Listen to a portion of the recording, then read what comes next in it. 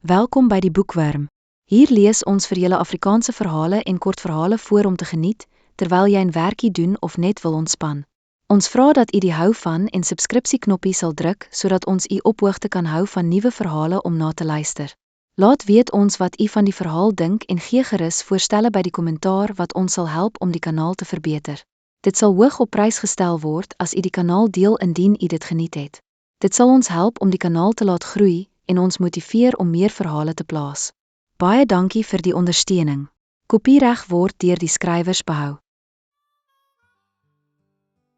Die laaste brief van Magaliesberg, deur Gys Jansen van Rensburg. In die skadu's van die Magaliesberg, waar die son se laaste strale die rooi grond verf, het die Tweede Anglo-Boereoorlog in 1900 sy letsels gelaat. Die lug was swaar van kruiddamp en die kreun van ossewans, maar te midde van die chaos het 'n liefde gebloei, wat die oorlog se koue hart wou tart. Clara Viljoen was 19, 'n plaasmeisie uit die Transvaal, met hare so goud soos die veld voor die droogte. Sy het groot geword op haar pa se plaas naby Rustenburg, waar sy geleer het om 'n geweer te hanteer en die sterre te lees. Toe die oorlog uitbreek, het sy geweier om saam met haar ma na 'n konsentrasiekamp gestuur te word. In plaas daarvan het sy by die kommando aangesluit, haar hare kort gesny en 'n man se kakieklere aangetrek om saam met haar broer Willem te veg. Dit was op 'n koue Junie aand onder 'n doringboom by die Magaliesberg dat Clara vir Daniel Botha ontmoet het. Dani was 'n jong boer, 23, met oë so blou soos die hemel en 'n glimlag wat selfs die oorlog se grimheid kon breek. Hy was 'n verkenner, bekend vir sy vinnige perd en sy vermoë om Britse linies te ontglip. Die eerste keer wat hul oë ontmoet het, terwyl die kampvuur knetter, het Clara gevoel hoe haar hart 'n slag mis. Dani het 'n grappie gemaak oor haar seunsklere, maar sy het teruggekap dat sy beter skiet as hy. Daardie nag is hul eerste brief gebore, nie op papier nie, maar in gefluisterde woorde onder die sterre. Hulle liefde was 'n kersvlam in die wind. Oor die volgende maande, terwyl die kommando deur die bosse en klowe van die Magaliesberg beweeg, het Clara en Dani mekaar gevind in die stil oomblikke. Hulle het briewe uitgeruil, klein stukkies papier wat Clara in haar sak gehou het, gevul met Dani se woorde van hoop. Wanneer die oorlog verby is, Clara, bou ons 'n huis by die rivier. Jy sal die son sien opkom oor ons eie plaas. Sy het teruggeskryf, ek sal vir jou wag, Dani, al kos dit my laaste asem. Maar die oorlog gee nie genade nie. In Oktober 1900 het die Britte 'n offensief geloods om die boere se greep op die Magaliesberg te breek. Die slag van Nooit Gedag was op hande en die kommando was in chaos. Clara en Dani is uitmekaar geruk. Hy is gestuur om voorrade te gaan haal, sy om saam met Willem 'n uitkykpunt te beman. Die nag voor hy ry het Dani 'n brief aan Clara gegee, in sy netjiese handskrif op 'n afgeskeurde Bybelbladsy. As ek nie terugkom nie, Clara, soek my in die wind oor die veld. My hart is joune, altyd. Sy het die brief teen haar bors gedruk en hom gesoen, haar trane warm op haar wange. Die slag het gekom soos 'n donderstorm. Die boere het dapper geveg, maar die Britse artillerie was meedoenloos.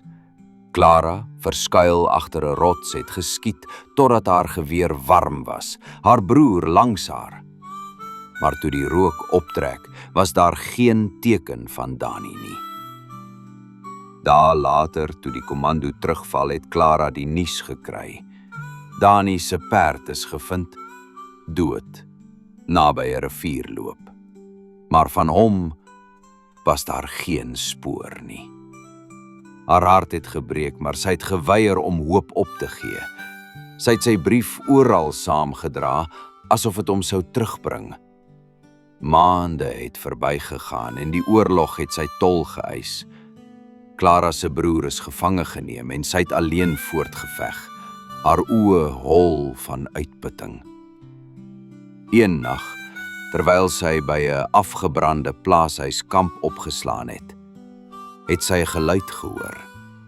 'n sagte gefluit, soos die doontjie wat Dani altyd op sy mondfluitjie gespeel het. Sy het opgestaan, haar geweer gereed, maar daar was niemand. Net die wind wat deur die verlate bome gesuis het. Toe sy terugkom na haar slaapsak, het sy iets gevind. 'n Nuwe brief, in Dani se handskrif op 'n stuk papier wat na kruit en grond geruik het. Clara, ek is hier. Kyk vir my in die skadu's. Sy het gesnak na haar asem. Sy het die plaas deursoek, die veld ingehardloop, sy naam geskree. Maar daar was net stilte. Die plaaslike mense het gefluister van 'n spook wat in die Magaliesberg dwaal. 'n Jong boer wat sy geliefde soek, sy mondfluitjie in die naglig. Clara het geweet dit was Dani.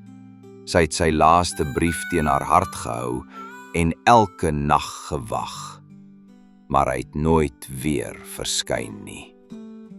Jare later, lank na die oorlog, het 'n boer 'n verweerde Bybel in die Magaliesberg gekry, half begrawe onder 'n doringboom. Binne was 'n brief, verblyk maar leesbaar in Clara se handskrif. Dani, ek het jou in die wind gevind, tot ons weer ontmoet.